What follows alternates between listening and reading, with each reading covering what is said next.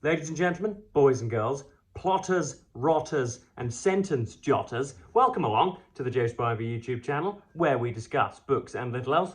And I have been away lolling about here with Grand Viceroy Spivey and some extended paternal family over here in Derbyshire for quite some time, which explains a little bit of a prolonged absence. It's been the best part of a week since I've been sullying your screens with my horrid face and my my auricular folderol. So yeah, I'm back, and yeah, a great deal has been happening. Those sort of terrible little rotters to whom I referred in my introduction have been sort of slaloming about between my feet. I've had things to do, destinations to see, pint jugs to empty, Italian restaurants to scandalise. Kind of streets to pee in or urinate in, all sorts of things to do. And so, yeah, life with a capital L, that kind of squealing, meddlesome little thing, that little blighter has gotten in the way. And so, yeah, I haven't had time to sit in front of a camera. My four guiding R's, my reading, writing, recording, and reviewing have been wrought asunder as a result of all that. But I'm back now. As you can see, I'm still in Grand Viceroy Spivey's converted castle. But I have a ridiculous. First of all, I may as well pass comment. There have been some riots over in the United Kingdom, some racially charged riots. There is no other word for them. And it is predicated on the false assumption that an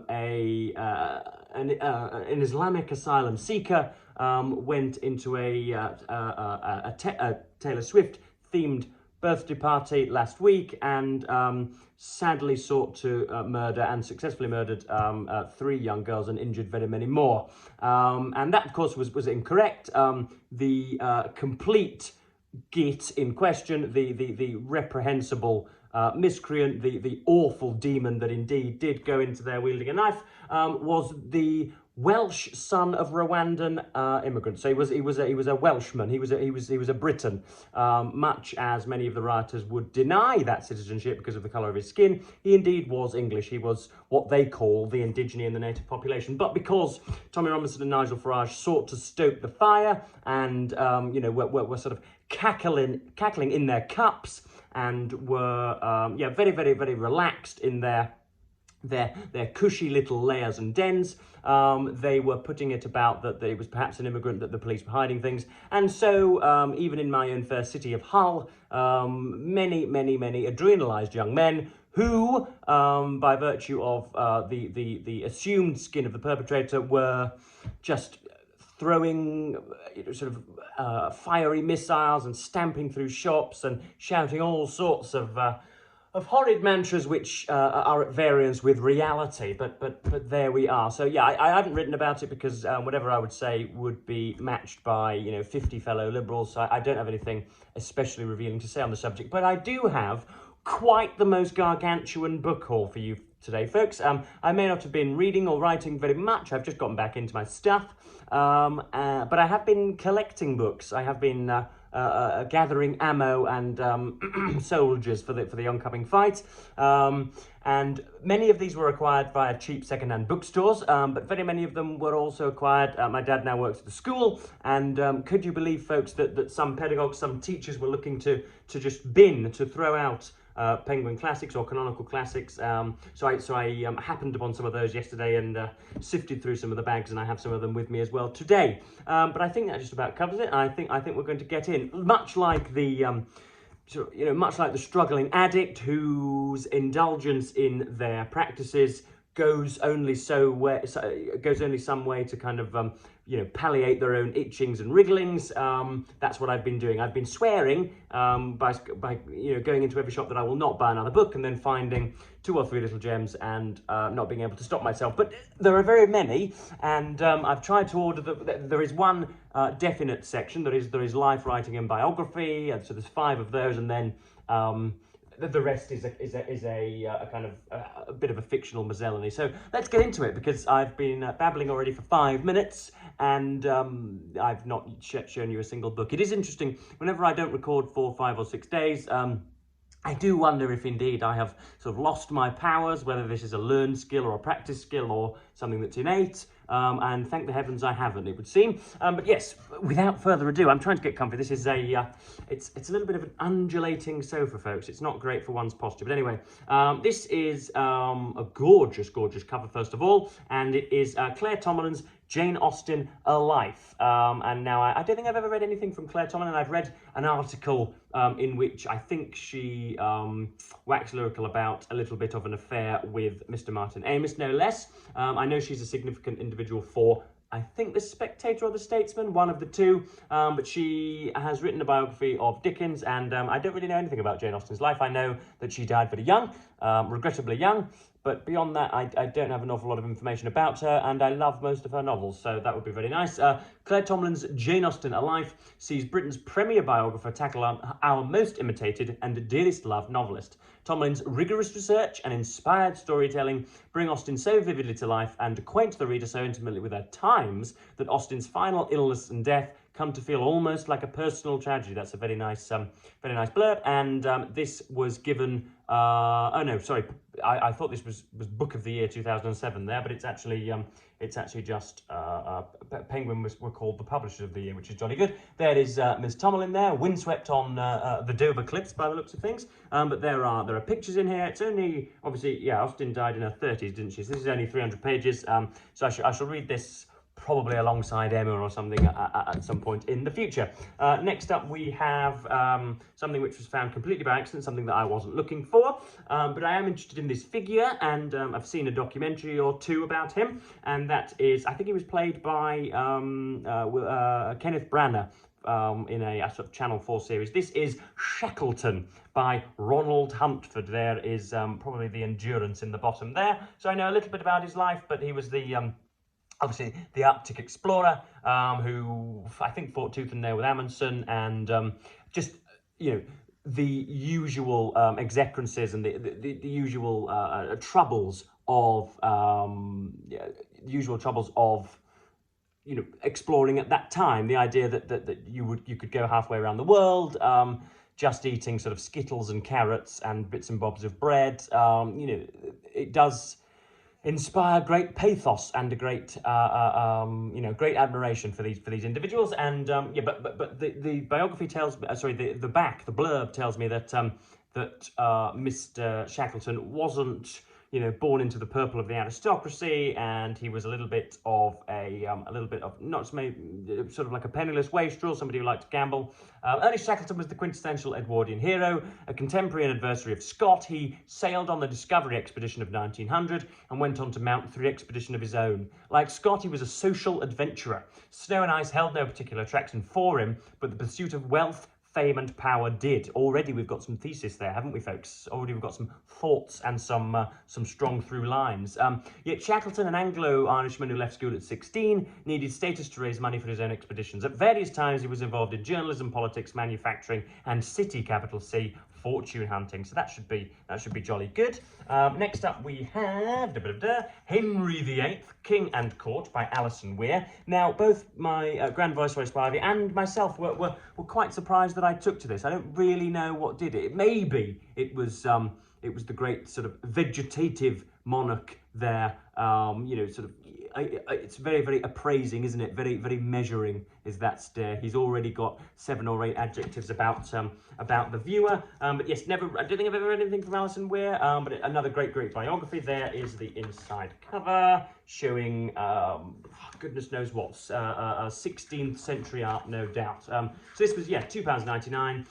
Henry VIII, we learn a bit about him in primary school. We know that he was a great big fellow. That's about the limit of primary school you know, academic work. You learn that he was a big fella and you know, went through lives like a city trader, went through wives like a city trader, beg your pardon, and I think that's really about it. He liked to separate people's heads from their bodies when they angered him, and had a little bit of a battle with continental religion, and established the Church of England, which requires nothing of its adherents, I think is the most famous phrase of it. But I mean, that might be the limit to Tudor scholarship, but who knows? I haven't really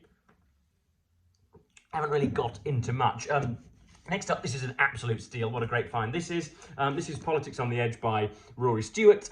This only came out about 14 or 15 months ago. He is one of the twin peaks of the rest is politics, which is probably I'm not doing much to sort of unshackle myself from the post of being a centrist dad, or at least being a wishy-washy, limp-wristed, macchiato-swilling liberal. But nonetheless, he is, one of two people on the Rest is Politics podcast, and this is his memoir from within, I suppose we would call it, eponymously. He was a Conservative MP. That rare thing, he was a both resolute and driven and caring and conscientious Conservative MP, rather than just some fat old Oxfordian crony. So yes, this is Rory Stewart. He has lived a very, very, very weird life indeed. He's I think he was in the army. He has walked across Iraq and Afghanistan. But yeah, I found this for 50 pence in hardback, and the paperbacks are still in the new bookstores. So already we can see the new life cycle of books. It was probably bought for a kind of political graduate by a grandfather for Christmas, found to be uninteresting, and dumped at a local charity shop for my thieving hands to grasp. So yes, that was very, very cheap and is very, very new. So that was, I want to call it a steal, but of course I did exchange money for it. And then last but not least, with these biographies, we have Richard Elman's look at Oscar Wilde. You can see there that my centre parting hair, my McDonald's my McDonald's brand icon, is indeed takes its cue from Mr. Oscar Wilde. I don't know an awful lot about Mr. Wilde, really. I find some of his works to be a bit deflating and overblown. Can something be deflating and overblown simultaneously? I'm not sure. But posthumously, a lot of Wilde's fanatics and a lot of his pilgrims have done a lot of work for him, I think. Stephen Fry uppermost in that regard. He is somebody whose acolytes worked very hard to convince you that you should love Oscar Wilde.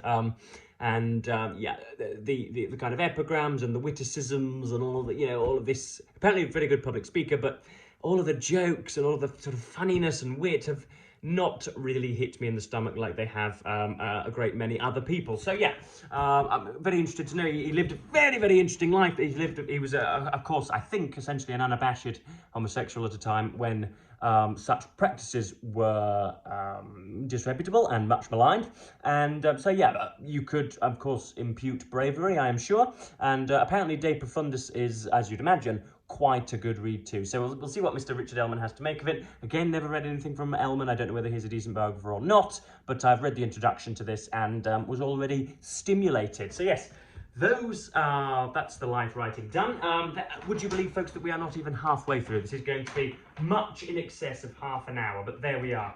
Next up, we have printed originally in I think was it 35? I had a look yesterday. 1935. This is with the Oxford University Press. This is hopefully, I think, the entire poetical works of Percy B Shelly. Don't know an awful lot about Shelley. Haven't read an awful lot of the poetry. I do know, of course, that he tacked himself on to the Byronic wagon. He was a great friend of Byron's throughout the zenith and indeed the nadir of Mr. Byron's life. He was always hanging around with him in where on earth was he now? In Italy with Teresa Giudicelli. Shelley was by his side when they were all talking about ghost stories, and Mary Shelley's Frankenstein was born. So I know bits and bobs of his life, but not nearly enough. I don't think I've ever read a single word of the poetry, but this is a very, very old collection, and I thought for the sake of whatever, £1, that I might as well have all of the romantics in one place. So I now have Keats, Wordsworth, Byron, Shelley, and somebody else I'm probably going to miss out on, but no, that's the quadruped, isn't it? That is the quadruped. So yes, that's Shelley there, looking rather epicene, rather I don't know, it looks as if he has just stolen a cookie from the cookie jar and is importuning you for asking why. So yes, that's Percy B Shelly, and we've got all of the stuff here. Got a bit of a preface. Is it everything in here? The Revolt of Islam, good lord. Prince Athanase, Rosalind and Helen, Prometheus Unbound. That sounds like a great subtitle to a novel. Poems written in 1818, early poems, poems written, poems. Yeah, lots of poems in this one, folks. Aren't I being explanatory? So yes, that's yeah, the poetical works of Shelley. Next up, something that I have bought and seized upon, I'm about halfway through, is The Code of the Worcesters by P.G. Wodehouse. Never have I laughed so much. Never have I been writing GETS, i.e. good enough to steal, so much in the margins. Mr. Wodehouse really has cracked it with, and I'm always trying to think about what it is that makes a writer's work tick for me, and essentially it's just learned, considerate idiosyncrasy. If you can tell that the writer has sat at the desk and really stewed over their text. They've been getting things down. They haven't been faffing and chin stroking, but there's real care for the reader. You sense that they view the coming together of reader and writer as rather sacrosanct. Somebody who's really thought about what they're doing, and that is evident all the time. A book is not a book. You know, he always thinks of inventive nouns for things, and yeah, you know, there are accusations of it being quintessentially British. I don't really think that bears much examination, though, because Wodehouse's readership is Indian and American as much as it is British, I believe, I'm told. So, yeah, this is absolutely excellent. Involves Bertie Wooster. Again, the way in which you can see that Wodehouse wants to be flippant, and yet the whole book is very tightly plotted indeed. There are 4, 5, 6, 7 characters with depth and, you know, sort of motivational rigor, and yeah, it's all couched in the most jolly prose. So yeah, I'm absolutely loving it. Yeah, halfway through, but that's The Code of the Worcesters, and on the back, or in the back rather, it delightfully tells me that I've still got Stiff Upper Lip Jeeves, Thank You Jeeves, and Carry On Jeeves to complete my collection. Obviously, I've already read and reviewed on this channel Right Ho Jeeves. Next up we have Churchill Speaks, 1897 to 1963, Collective Speeches in Peace and War. This is edited by Robert Rhodes James MP. I can't think when this came out. I really should have all this information to hand, but I do not. This was published in 1981.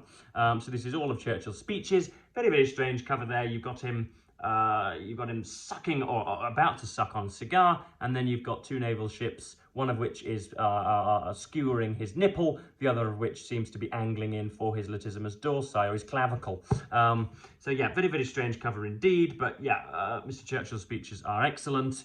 Anybody who, you know, reveres a modern politician would be completely bawling their eyes out having read any of Churchill's speeches. I have read Churchill's early life, his little mini autobiography. It is a very pleasant and just very whimsical account of a boyhood grown up in the shadow of war, perhaps. But yeah, very nice indeed.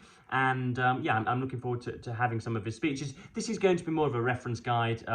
You know, if ever some fool on a pulpit happens to mention Churchill, I can make sure to check it against this. And yeah, if ever I need a sort of quippy introduction to an article, and I need a little bit of Mr. Churchill's, I need some of his words in my own mouth, then I can refer to this. But again, it's you know, a mammoth book and was £1, so I really could not forfeit this. Next up, I've blundered here. We have Shakespeare's history plays by E.M.W. Tilliard, and I thought these were Shakespeare's plays with a bit of the actual plays with a bit of criticism wedged in there, you know, before and afterward, you know, bookended plays. But in fact, this just references the plays every now and then. It is just academic non-fiction on the plays. So we've got the chapter head titles are Cosmic Background, Historical Background, Literary Background,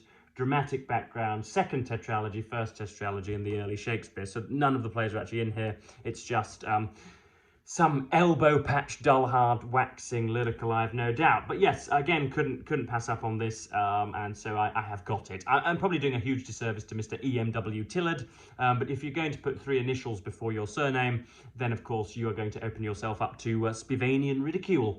So he's Master of Jesus College, Cambridge from 45 to 59, and he was university lecturer in English for nearly 30 years. So that's that. A very nice cover there. So I might get into that. If I regret any of the purchases of this weekend or this week, it's that one. Next up, we have Bill Bryson, Notes from a Small Island. Again, I have made it one of my duties to openly, avowedly detest snobbery on this channel, and yet I've always regarded Mr. Bryson, without having read a single word of his writing, to be a little bit mainstream and to be a little bit boy went to the shop, a little bit simple.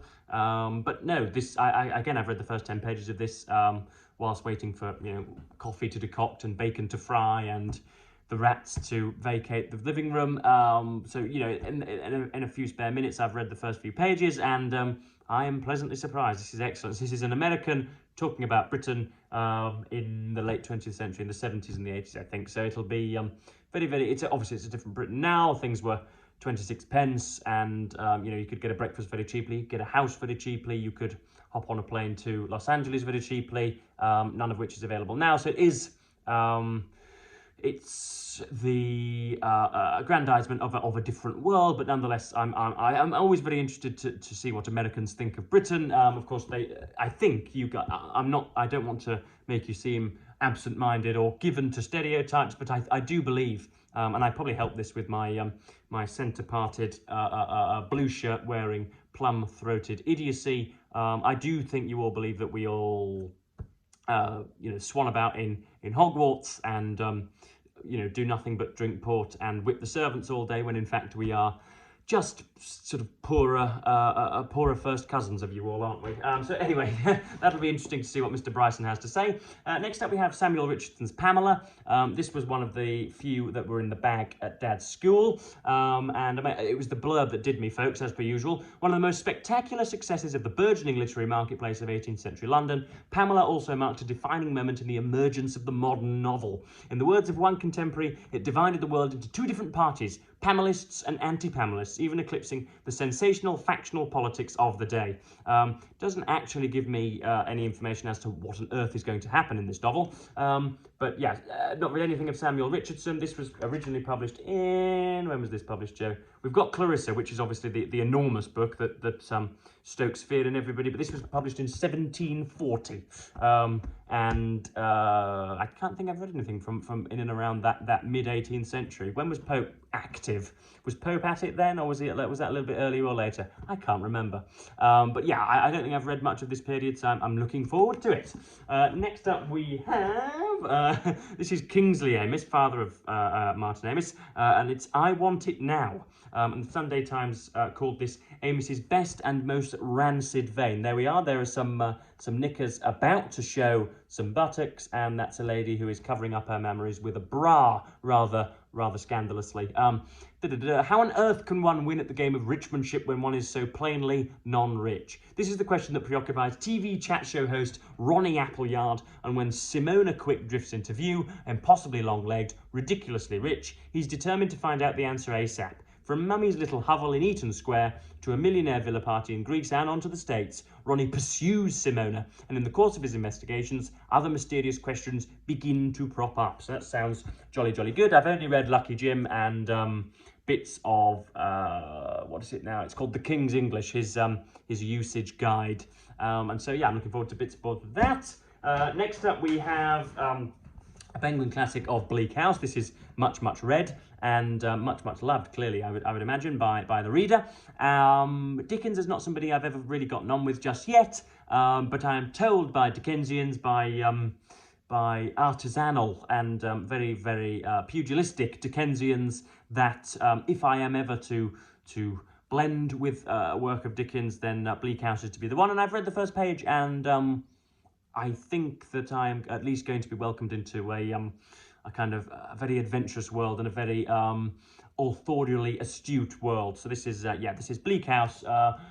As the interminable case of Jarndyce and Jarndyce grinds its way through the Court of Chancery, it draws together a disparate group of people. Ada and Richard Clare, whose inheritance is gradually being devoured by legal costs, Esther Summerson, a ward of court whose parentage is a source of deepening mystery, the menacing lawyer Tulkinghorn, the determined sleuth Inspector Bucket, and even Jo, that's the female Jo, a destitute little crossing sweeper. But that's quite a nice cover there. That's from Waterloo Lake, Roundhay Park, Leeds, by Atkinson Grimshaw of 1829. But this is, yes, I'm looking forward to it. It's another big Dickens novel that I need to get to, and I'll probably read it quite soon as well, because Victorian canonical literature has been ignored on this channel, I think, unduly over the last few weeks. Next up, we have Evil in War, The Loved One, a very thin piece here, about the American plains, I think. Southern California, as readers of Jessica Mitford's The American Way of Death will know, is unique in the splendid elaboration of its graveyards and funeral customs. Set against a background of embalming rooms and crematoria, and the unforgettable Whispering Glades Memorial Park, The Loved One is as ludicrous as Decline and Fall, as incisively shocking as Vile Bodies, and underneath the laughs, as moving as death itself. So that's a short book from Evil in War. I much enjoyed Brideshead Revisited, and yeah, find him again as jaunty and as kind of luxuriantly lolloping about as P.G. Wodehouse is writing. So I'm sure I'm going to enjoy that. We're gonna really gonna have to march through these quite quickly. We have this was something again that was in Dad's bag at the school. This is a strange thing that I've bought, mainly again from the blurb and the cover.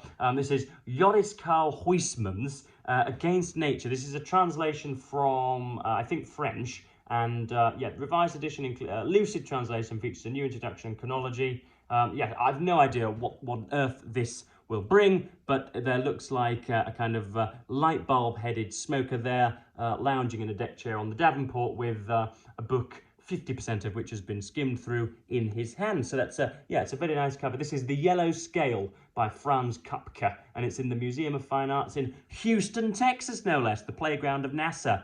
And AJ, what's his name? Is it AJ Watt, the American football player? It probably is. That's, yeah, Joris Karl Huysmans' Against Nature. I haven't got anything to say about that.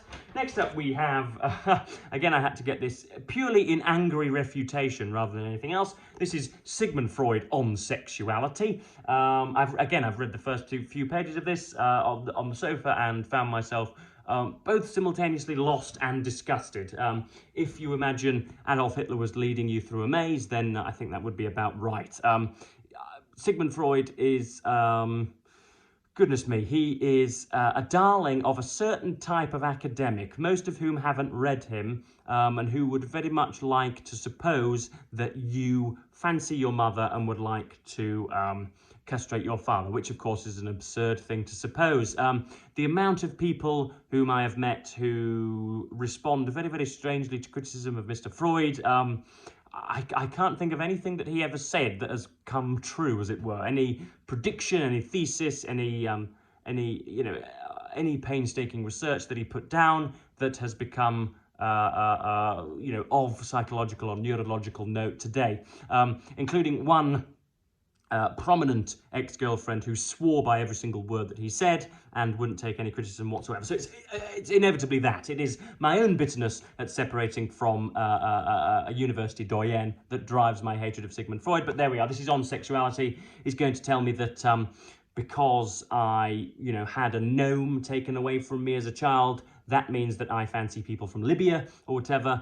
He's going to say that because I like to eat flapjack, that means that I really would like to fillet a whale. Those very strange connections. So that's that. Next up, we have John le Carré's Tinker Tailor Soldier Spy. This I've seen the film, as it were, on Netflix, and I'm told that Mr. le Carré makes for great company. I'm going to take another ostentatious swig of blackcurrant juice to wet the whistle. And you can tell I've been reading lots of Wodehouse, can't you? So yeah, this is set in the shadow of the Cold War, I think, or at least under the thraldom of the Cold War, and posits I think it was in natural reaction to the what are they called, the Cambridge 6 or whatever, the Cambridge 7, where you've got Sir Anthony Blunt and Kim Philby and others, other university communists who grew up to be very significant in the British spying circle and were double agents for the Soviet Union. I think this was in natural response to the breaking out of that news story, the breaking of that news story, and apparently le Carré is pretty good. So I shall be diving into this as soon as possible. Next up, we have Thomas Hardy's Jude the Obscure. One charity shop in particular ran a 3 for 2 scheme, unbeknownst to myself and Grand Viceroy Spivey.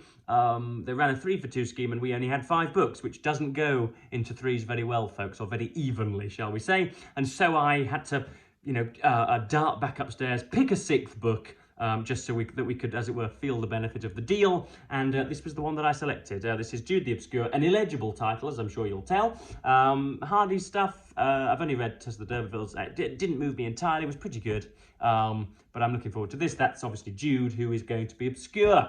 So that'll be nice. I wonder whether he's a misanthrope or a kind of walkabout, you know, a street dweller. I don't really know. That looks like a shockingly modern, a vulgarly modern front cover, but who knows?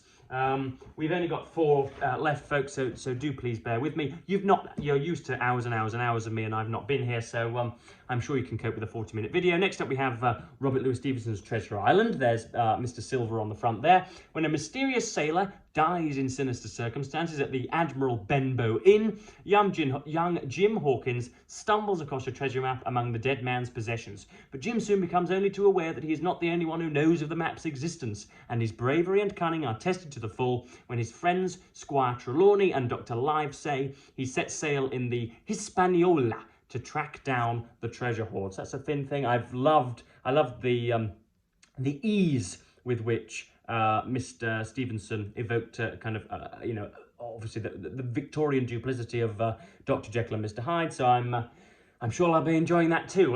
Next up we have, and this was another, of the 19 I think that I'm going to show you, only 2 were missteps, were errors of mine. And this is E.M. Forster's Howard's End, bought for the aging, the yellowing of time, and the love that has gone into it. Unfortunately, I wasn't able to flick through every single one of these, and of course, we have the spermatoza of somebody else's use on here, folks. We've got orange highlight. We've got we have indeed yellow highlight. I think at some points we've got very many comments in here. Can I find another bit? Yeah, we've got. It's just absolutely. It has been graffitied from here to Jerusalem with bits and bobs of someone's thoughts. So I don't mind it when there's a very occasional asterisks from a previous owner, but when, like I do, they are at it 10 to the dozen and completely and utterly bedizen and bespangle their works with their comments, I can't really abide it usually, but there we are. So that's, yeah, Howard's End is something that I need to get round to. A very nice cover there, a lady looking joyously studious there, or sort of, what is she looking? She actually looks quite plangent, doesn't she? But anyway, yes, so I'll probably get around to this maybe, or again, if I could have my time again, I would flick through it and pop it back on the shelf because it's full of horrid ink. Next, penultimately, we have Mark Twain's The Innocents Abroad. My thighs are beginning to cramp, so I'm going to have to charge on. We have, yeah, The Innocents Abroad. Again, I thought this was fiction, but it actually is I think it's a collation of some of his journalism for the, come on, give me the publication name. I can't remember. It's an American paper who financed the trip and wanted a great deal of reportage from Mr. Twain, and he later compiled it into this book. And yeah, haven't read much of Twain. I hear that he is, again, quintessentially American, as somebody who wants to be perceived as, or wants to be widely read, well read, and versed in English and American literature. I need to get through lots of Twain, don't I? So yeah, I thought I'd pick this up and see what it got me. But yeah, I love these I think secondary Penguin classics from the 90s or whatever. They are jolly good. So I think this is travel literature, much like Bryson stuff. And then last but not least, we have Adam Bede, which is probably the only large novel, the only novel of George Eliot's that I haven't read. I haven't read Scenes from Clerical Life, but yeah, Adam Bede is her first full novel, first full-length novel, marked the emergence of an artist to rank with Scott and Dickens, and I believe she outranks Scott and Dickens. So yes, that's obviously the eponymous Bede there, who is whittling away on a log. But yeah, I'm looking forward to see how George Eliot transitioned, as it were, that very pregnant phrase in the modern world, how she transitioned from this to the writer of Silas Marner, Romola, Daniel Deronda, and of course our beloved Middlemarch. So yes, goodness me, my diaphragm is My diaphragm is crying out for a rest. I need to go and have some more coffee. I need to read some more Woodhouse, and I need to open this window because it's gotten rather humid. The only reason that I don't open windows whilst I'm recording is because I don't want people to be hearing my plum-throated gibberish through the window. So yes, I am back now. I'm officially back. I'm going to be hitting you with a look at some of Christopher Hitchens' essays tomorrow, hopefully. And yeah, I'm back with full ferocity, and we'll be hitting your screens thrice a week, hopefully, from now on. So yes, I'm going to thank you ever so much for watching this unforgivably large book haul, booktube, and say thank you ever so much for watching, and goodbye.